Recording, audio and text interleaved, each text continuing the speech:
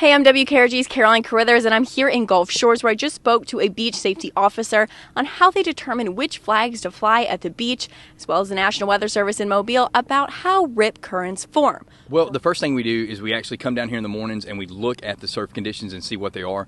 From there, we check a couple of forecast sites for wave swells and the National Weather Service's rip current forecast, and we put all of the put all the information together, but ultimately we look at what's actually going on with the Gulf in itself. We also talked about how lifeguards are trained for rip current rescues. The best way to do it is actually find some rip currents and put them in the rip currents.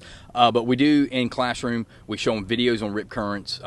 We teach them how the rip currents form, what to look for, the observation techniques to spot rip currents. And then from there, it's just trying to put them in rough surf and let them deal with the currents themselves.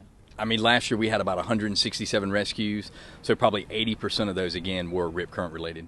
Despite what this picture shows, the city of Gulf Shores does not fly green flags anymore because the public thought that meant that the Gulf of Mexico was 100% safe to swim in, when in reality it is not. We then talked to the National Weather Service on how rip currents form and some safety tips. A rip current is a narrow channel of water that flows from the shore out to sea, and it's actually part of the natural circulation of the sea. So you have wind waves that form offshore, and they generate waves offshore, and the waves come toward the beach and they break towards the beach.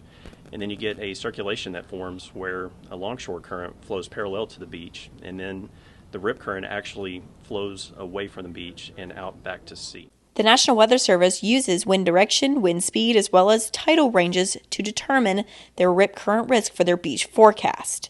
The National Weather Service also partners with the beach safety officers on the rip current risk and also agree on some safety tips. Yes, the main safety tips to pass along is never swim alone.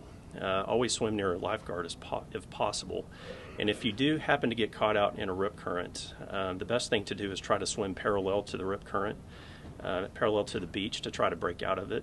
And if you can't do that, wave and yell, swim parallel is what we say to the public. So, unfortunately, rip current deaths outweigh any other weather-related death, so stay safe out there. I'm Caroline Carruthers, WKRG News 5.